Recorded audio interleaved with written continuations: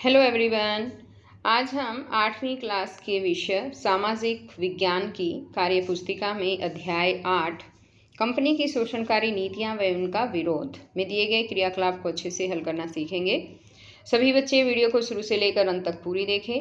अगर आप अभी तक चैनल का हिस्सा नहीं बने हैं तो चैनल को सब्सक्राइब भी करें और वीडियो अच्छी लगती है तो इसे लाइक भी ज़रूर करें। तो देखिए, एक बार शुरुआत करते हैं। यहाँ पर क्रियाकलाप 1 दिया गया है और इसमें है कि भारत में यूरोप महाद्वीप के कई देशों से व्यापारिक कंपनियां आई, जैसे पुर्तगाली, डच, अंग्रेज, डेनिश व फ्रांसीसी, जिन्होंने भारत से विभिन्न वस्तुओं का व्यापार किया। पता लगाइए कि इन कंपनियों ने कौन कौन सी वस्तुओं का आयात व निर्यात किया और कैसे। तो सबसे पहले हम जिनका आयात किया है वो बताते हैं कौन कौन सी वस्तुएं हैं। वो है कपड़ा, सोना, चांदी आदि। और निर्यात की जाने वाली वस्तुओं में है मसाले, कीमती पत्थर, सूती और बने हुए कपड़े, भांग, चावल और फल। अब इसी तरह से यहाँ पर है दूसरा क्वेश्चन कि भारत में ब्रिटिश ईस्ट इंडिया कंपनी ने अपने लाभ के लिए शोषणकारी आर्थिक नीतियाँ लागू की, जिसके अंतर्गत भारत की समृद्धि धीरे धीरे खोखली होने लगी। अपने अध्यापक से ज्ञात करिए कि सोने की चिड़िया कहलाने वाला देश किस प्रकार अंग्रेजों ने इसे निर्धन एवं गरीब बना दिया। तो इसमें हम लिखेंगे कि अंग्रेजों के आने से पहले भारत सोने की चिड़िया वाला देश था। भारत की अर्थव्यवस्था मुख्य रूप से कृषि और हस्तशिल्प के मिश्रण पर आधारित थी। ब्रिटिश सरकार ने धीरे धीरे पारंपरिक हस्तशिल्प उद्योगों को बंद कर दिया, अधिक लगान लेने लगे और यहाँ से सारा धन, खजाना आदि लूटकर ब्रिटेन भेजने लगे। आगे है यहाँ पर तीसरा क्वेश्चन कि आइए हम ज्ञात करें कि ब्रिटिश ईस्ट इंडिया के भारत आने से पहले हमारे गांव, शहर किस प्रकार आत्मनिर्भर थे और कंपनी के आने के बाद किस प्रकार हमारी आत्मनिर्भरता समाप्त हो गई। तो इसमें हम लिखेंगे कि प्लासी और बक्सर की लड़ाइयों में जीत के बाद ईस्ट इंडिया कंपनी को बंगाल की दीवानी मिल गई, जिससे उन्हें प्रशासन पर नियंत्रण और राजस्व एकत्र करने का अधिकार मिल गया। अब अंग्रेजों ने हस्तशिल्प उद्योगों को बंद करवा दिया, कृषि पर ज़्यादा कर लगाना शुरू कर दिया, जिससे लोग गरीब होते चले गए और अंग्रेजों के गुलाम बन गए। अब इसी तरह से आगे है यहाँ पर नेक्स्ट क्वेश्चन कि कक्षा में आपसी चर्चा करके बताइए कि अंग्रेजों की भू राजस्व नीति क्या थी और उन्होंने भू राजस्व नीतियों को जो लागू किया उनके पीछे क्या उद्देश्य थे। तो इसमें है कि अंग्रेजों की भू राजस्व नीति का अर्थ यह था कि यदि कोई किसान लगान नहीं दे पाता है तो उसकी भूमि से बेदखल कर दिया जाए। इस नीति को लागू करने का मुख्य उद्देश्य अधिकतम भू राजस्व वसूलना था, न कि किसानों की भलाई करना। आगे यहाँ आ जाता है पांचवा क्वेश्चन कि काफ़ी लोगों से कहते हुए सुना है कि अंग्रेज भारत से बहुत सारा धन लूट कर ले गए और भारत को दरिद्र बना दिया। अपने आस पड़ोस से इसकी जानकारी इकट्ठा करके जानिए कि ये कैसे हुआ। तो इसमें लिखेंगे कि अंग्रेजों ने भारत पर लगभग 200 वर्षों तक राज किया। इस दौरान वे सोना, चांदी, हीरे, जवाहरात, अन्य कीमती सामान लूट कर ले गए। यह सब हमारे यहाँ के राजाओं के आपसी समझ की कमी से हुआ। अंग्रेजों ने कूटनीति से भारतीय शासकों को हराकर अपना वर्चस्व स्थापित किया। आगे यहाँ आ जाता है छठा क्वेश्चन है इसमें कि अपने क्षेत्र में स्थापित ऐसे औद्योगिक धंधों की जानकारी इकट्ठा करिए जो अंग्रेजों के आने के बाद धीरे धीरे समाप्त हो गए। तो इसमें कि भारत में अंग्रेजों के आने से पहले हस्तशिल्प उद्योग अपने चरम पर था। मसालों, सूती कपड़ों का व्यापार अच्छा चल रहा था। भारत एक समृद्ध देश था, लेकिन अंग्रेजों के आने के बाद सभी कुछ समाप्त हो गया क्योंकि अंग्रेजों ने इन पर अपना अधिकार स्थापित कर लिया। आगे आता है यहाँ पर सातवां क्वेश्चन कि भारत में अंग्रेजों ने आधुनिक यातायात के साधनों का विकास किया। सन 1854 में रेल की शुरुआत की तथा डाक तार का विकास किया। पता लगाइए इस विकास के पीछे अंग्रेजों की क्या मंशा छिपी थी। तो इसमें है कि भारत में सबसे पहले रेल 1854 में मुंबई से ठाणे के बीच चली। इस विकास के पीछे अंग्रेजों की मंशा थी कि भारत से कच्चा माल इंग्लैंड ले जाना और माल तैयार करके वापस भारत में लाकर महंगे दामों में बेचना।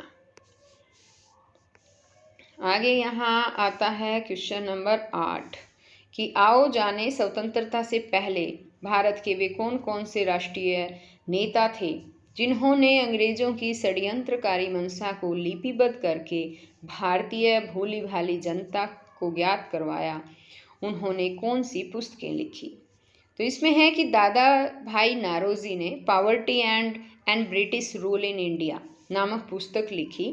नारोजी ने इस बात पर प्रकाश डाला कि ब्रिटिश आर्थिक नीतियों से ब्रिटेन के उद्योगों को बढ़ावा देने के लिए भारत से धन लूट लूट कर ले गए। अब आगे है यहाँ पर क्वेश्चन नंबर 9 और इसमें है आइए ज्ञात करें कि अंग्रेजों की नीतियों का किस प्रकार विरोध किया जाता था और क्या उस समय सरकार द्वारा सुनवाई होती थी। तो इसमें लिखेंगे कि जब भारतीय जनता अंग्रेजों के अत्याचारों से दुखी हो जाती थी तो विरोध करती थी, लेकिन उस समय उनकी सुनवाई सरकार द्वारा नहीं होती थी क्योंकि ये दमन नीतियाँ सरकार द्वारा ही बनाई जाती थी। आगे है 10वां क्वेश्चन इसमें कि कक्षा में आपसी चर्चा करके निर्णय लीजिए कि हमें कैसे पता चलता था कि हमारा अंग्रेजों द्वारा निरंतर शोषण किया जा रहा है। तो इसमें हम लिखेंगे कि अंग्रेज भारतीय लोगों से कृषि के रूप में अधिक से अधिक कर वसूलते थे। कर नहीं देने पर उनकी भूमि को अपने कब्जे में ले लेते थे। सारे उद्योग धंधे बंद करवा दिए। जनता के पास कमाई का कोई साधन नहीं था। किसान आत्महत्या करने लगे। आगे इसी तरह यहाँ पर 11वां क्वेश्चन है कि अपने आसपास जानकार व्यक्ति से पता लगाइए कि अंग्रेजों ने अपने आर्थिक संसाधनों को मजबूत करने के लिए कौन कौन सी बंदरगाह विकसित की।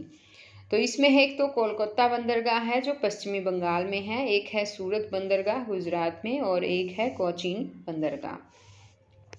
आगे यहाँ आ जाता है क्रियाकलाप 2 और इसमें है आओ खालिस्तान पूरा करें। यहाँ पर पहला सेंटेंस जो दिया है वो है कि अंग्रेजी राज के चरित्र की तुलना हर चीज़ को खोखला कर देने वाले दीमक से की गई। तो यहाँ पर जो ये दीमक है ये आ जाएगा पहले में। इसी तरह से दूसरा है कि 1757 ईस्वी में प्लासी की लड़ाई हुई। 1757 में प्लासी की लड़ाई हुई थी, तो जो ये प्लासी है वो आएगा इसमें। तीसरा यहाँ पर है कि 1813 के चार्टर एक्ट के अनुसार व्यापारिक एकाधिकार को समाप्त किया गया। तो यहाँ पर 1813 आया है, वो देखिए इसी के अंदर से ही हमें छांटने हैं, ठीक है। इसी तरह से आगे है यहाँ पर देखिए नेक्स्ट कि 1765 ईस्वी में लॉर्ड क्लाइव ने बंगाल, बिहार व उड़ीसा की दीवानी के अधिकार प्राप्त किए। स्थायी बंदोबस्त बंगाल में व महलवाड़ी व्यवस्था जो है वो पंजाब में लागू की गई। आगे दूसरा क्वेश्चन आ जाता है, इसमें मिलान कीजिए। रैयतवाड़ी ये है 1820 ईस्वी में। बक्सर का युद्ध ये 1764 ईस्वी में हुआ था। औद्योगिक क्रांति 18वीं शताब्दी में हुई थी और गंजम का संघर्ष 1800 से 1805 ईस्वी में और संथाला का विद्रोह 1855 से 56 में हुआ था। अब आगे है क्रियाकलाप 3 और इसमें है निम्नलिखित वाक्यों को पूरा करें। दिल्ली से कलकत्ता तक के मार्ग को कहा जाता है स्वर्णिम चतुर्भुज कनेक्टिंग राष्ट्रीय राजमार्ग। नेक्स्ट क्वेश्चन है दादा भाई नारोजी ने पुस्तक लिखी poverty and British rule in India. ये जो पुस्तक है वो लिखी थी। अब आगे यहाँ पर है तीसरा इसी का पार्ट ग पार्ट है कि उस समय भारत से विदेशों में निर्यात वस्तुएं थी।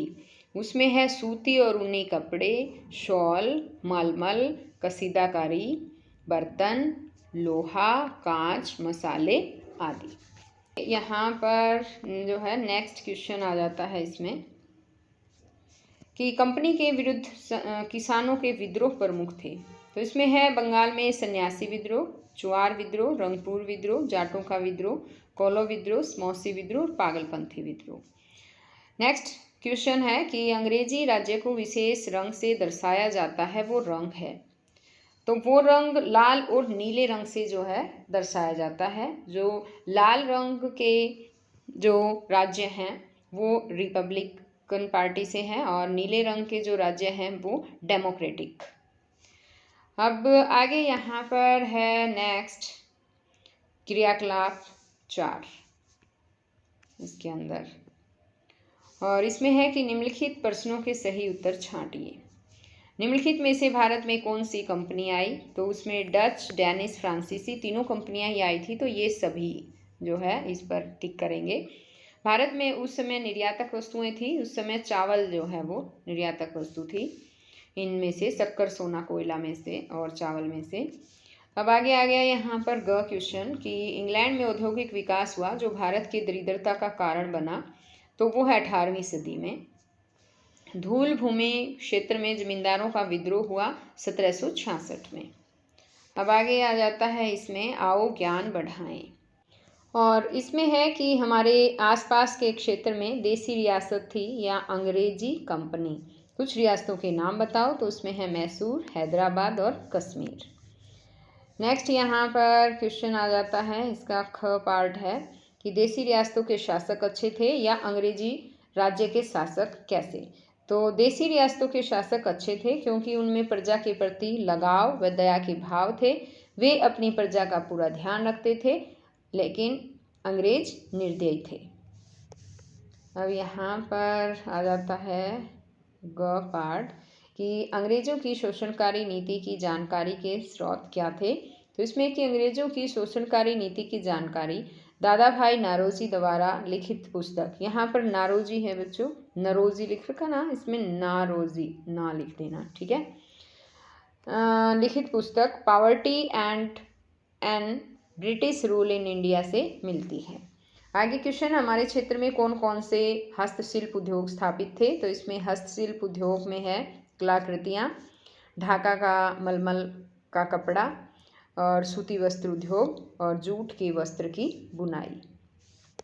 आगे यहाँ पर नेक्स्ट पार्ट है इसी क्वेश्चन का कि आंतरिक चुंगी व्यवस्था का अंग्रेजों को क्या लाभ मिला? तो इसमें कि आंतरिक चुंगी व्यवस्था से अंग्रेज और अधिक धन लूटकर ब्रिटेन भेजने लगे, उन्हें और अधिक अधिकार मिल गए। नेक्स्ट है कि अंग्रेजी भाषा का ज्ञान होने के बाद भारतीयों को क्या लाभ हुआ? तो अंग्रेजी भाषा का ज्ञान होने के बाद भारतीयों को अंग्रेजों की मंशा के बारे में जानकारी होने लगी कि अंग्रेज भारत में क्या क्या करना चाहते हैं। नेक्स्ट इसमें आ जाता है कि अंग्रेजी शासन के दौरान हम भारतीय गरीब कैसे होते चले गए? तो इसमें लिखेंगे कि ब्रिटेन के अंग्रेजी शासन के दौरान खाद्यान्न निर्यात किया और ऊंचे ऊंचे कर लगाए, जिससे उसकी कार्य शक्ति कम हो गई। निर्यात का मतलब समझो बच्चों, निर्यात का मतलब होता है कि यहाँ से सामान जो है वो ब्रिटेन भेजा गया। अब आगे है यहाँ पर question, British east India company के प्रमुख गवर्नर जनरल के नामों की सूची बनाइए। तो इसमें यहाँ पर देखिए सर जॉन सॉर है और इनका सबका कार्यकाल दिया गया है। लॉर्ड वेल्सले है, सर जॉर्ज बार्लो है, लॉर्ड मिंटो, लॉर्ड हेस्टिंग्स और शासक एमहर्स्ट और लॉर्ड विलियम कैवेंडिश। तो इनका सबका शासनकाल भी दिया गया है, उन्हें आप अपने कॉपी में भी लिखिए भी और याद भी कीजिए। ये पाठ यहीं पर ख़त्म होता है बच्चों। नेक्स्ट वीडियो फिर आपके लिए जो है नए पाठ से ही लेकर आऊँगी, तो हम फिर मिलेंगे नेक्स्ट वीडियो में। तब तक के लिए बाय।